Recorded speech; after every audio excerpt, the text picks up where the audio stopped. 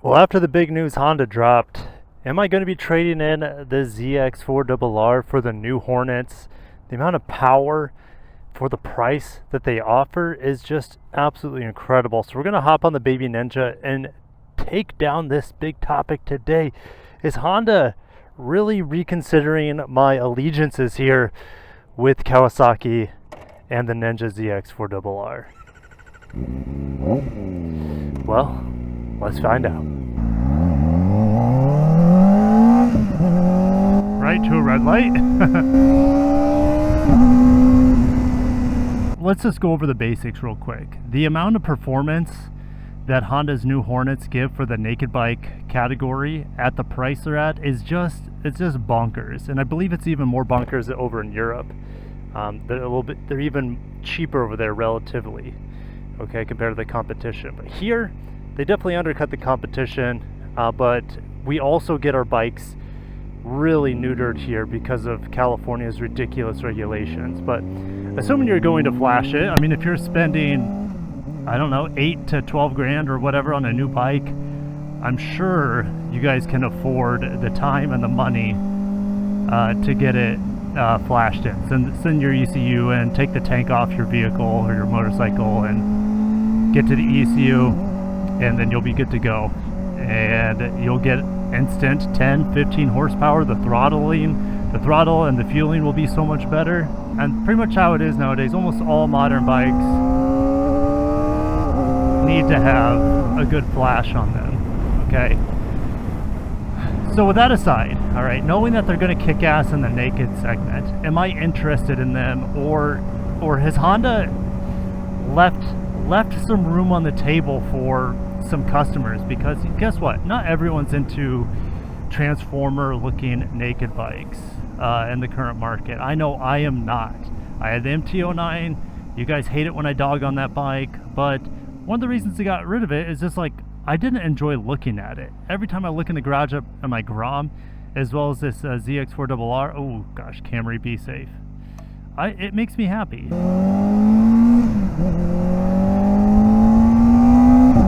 Honda has a good starting point. Come into the market, that's probably the hottest right now. The hottest point in the market, it's not super sport or full fairing bikes, for better or for worse, right? All bikes have their place in the market, but what's hot right now in the market is, like for cars, it's crossovers.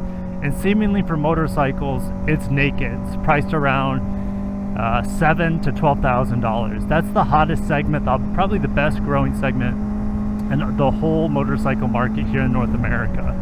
All right, so with Honda coming in with their CB750, gosh, can I get around this guy? With Honda coming in with the CB750 and the CB1000, they're hitting the broadest part of the market. Guys, it's spring break right now, and so the traffic is just so thick. So the pros are that, yes, I'm on a motorcycle and it's easier to get around traffic on a motorcycle, but it's still just, I rather would have open roads to get around to get around than having to deal with traffic. So this Murano's even like kind of getting over for me. I don't think they're probably doing it on purpose. Most people here on spring break are clueless families and really old people that don't know how to drive. Yeah, so they're hitting the broadest part of the market where there's most opportunity for success, and they're pricing their bikes at such competitive low levels, and it's very impressive. But those bikes do absolutely nothing for me. I've experienced that naked high power motorcycle. Yes, the CB750 is a high power motorcycle. Once you get it flashed, it could be popping out over 90 horsepower. I've experienced that, and I don't want anything to do with that, at least at this point in my life. I want beautiful motorcycles. That's really what it's come down to. It's like aesthetics have become so important to me with motorcycling because it's such an irrational buy as it is, okay? And you learn to live with quirks. So like this bike, what are the quirks? Well, like pin the throttle in 6th gear, there's no torque. But that quirk I love because I can play with the quick shifter and bring this thing out without getting into too much trouble or breaking too many laws. And you might be saying, Kirk, Honda has the CBR 650R, and you're absolutely right. Honda has a CBR 600RR, you're absolutely right. Honda even has a CB 500R, you're absolutely right. Okay, so where's the market for Honda to have full fairing bikes? Well, here's one. One, Honda needs to bring in the new CBR 600RR, but it seems like they don't want to, and I don't know if they ever will, even though Europe gets it. Could they turn in the CB 750 into a full fairing sports bike like the MT-07 turned into the R7, right? And just like the MT-09 turned into the R9. Is Honda going? I would have ran that right behind that Volkswagen, but they slammed on their brakes. Is Honda going to do that? Well, they have the flexibility to do that. This is Honda. We're talking about the world's largest manufacturer of motorcycles. They have 40% of the entire market globally. It's not hard for them to have that sort of variety and put fairings and maybe a sport version of those motorcycles. But like if you did it to the Thau, well, it's 155 horsepower. And it would compete maybe with the Ninja 1100 SX, which is kind of a sport touring, right? The Ninja, there used to be the Ninja 1000. They don't make it anymore, right? They make the Ninja 1100. So that's a possibility. Maybe they go that route to have a leader bike that sits under the Fireblade. And with emissions regulations, maybe that's the route they go. Is it seems to be like detune larger engines, and they get better, or at least they test better with emission tests compared to smaller and high power engines like the 600RR's engine, for example. Now, Honda, I'm still holding out. Honda has trademarked the CBR 400RR, which would be a direct competitor to this bike in theory, the 400 Super 4. So we'll see if they'll ever make anything like that. I have high hopes, but.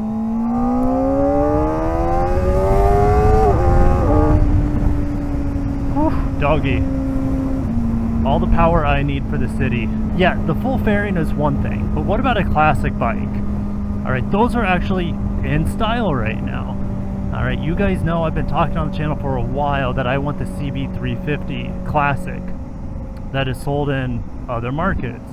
But it has been trademarked in America that we're getting the CB500, which I'm okay with. If it's a single cylinder air-cooled thumper, 500 cc's, let's say it makes, I don't know, 30 horsepower, that's fine for a street run around. I mean, I would probably buy it. That's probably the one motorcycle right now that's not a dual sport that'd be most interested in. It's a classic motorcycle. But you know, the CB 1000 Hornet and the 750 Hornet, they are liquid cooled.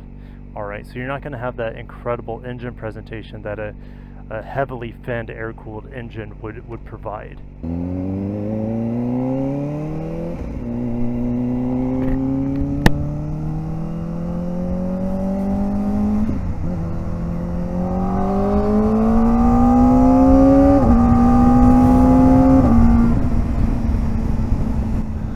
Ooh, was that a TRD Camry? Is that a TRD Camry going hard?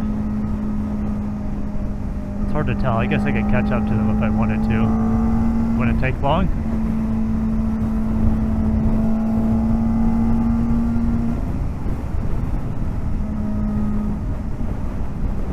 Yeah, it's a TRD Camry, guys.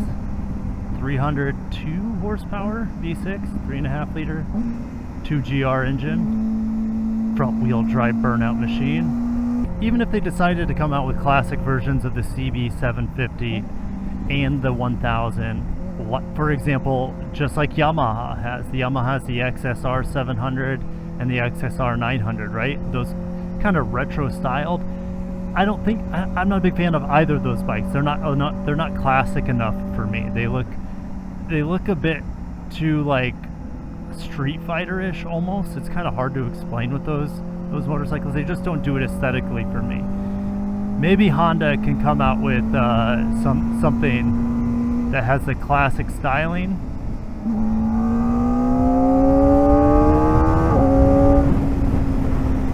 And make it look as good as something like the Z900 RS. You know, Kawasaki also has the Z650 RS, which is a very handsome motorcycle. It looks better than Yamaha's XSRs. All right, and then Suzuki has SV650, which hasn't changed a whole lot over like what the 30 years it's been in production. So it's become a classic look, and it still looks great. It still looks amazing. It's the best looking naked today. It's, you know, if Honda's motorcycles had something just as simple as a circular headlight, I think I would be more interested in it than I am right now with their transformer looks on their Hornets. So Honda, while seemingly price to performance, has cornered the market for naked parallel twins and naked high revving 4-cylinder engines, or even, I mean, it competes against the triple from Yamaha, right? They got it cornered. They got the basics down. They're taking care of like 60 to 70% of the interest right now. So if you think about it like a menu at Fujiyama Steakhouse, right? They got like 3 different steaks, and they also have a couple of different rolls of sushi, right?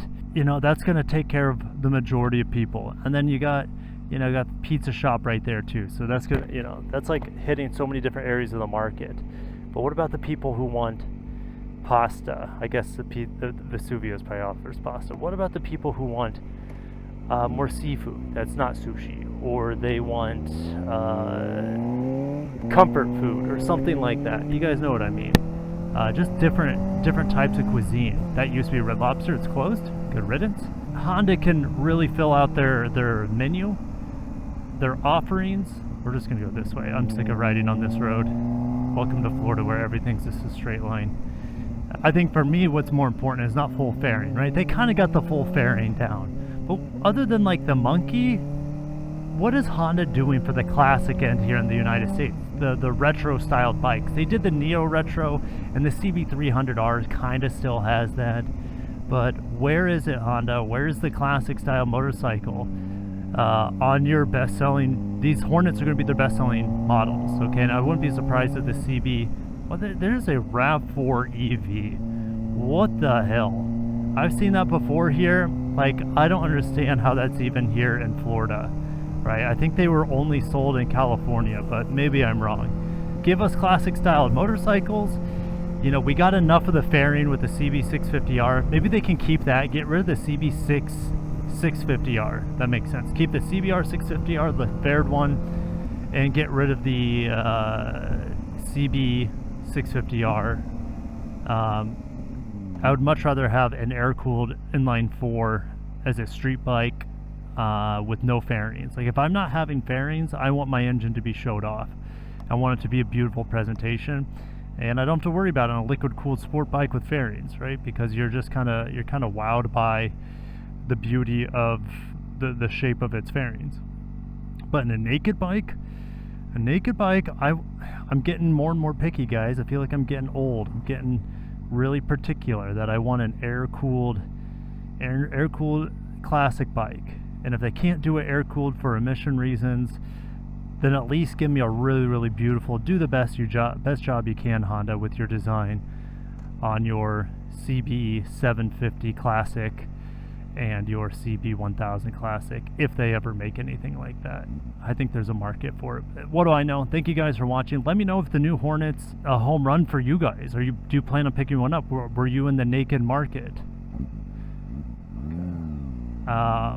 You know, I'm only in the naked market if it's a classic air-cooled motorcycle right now.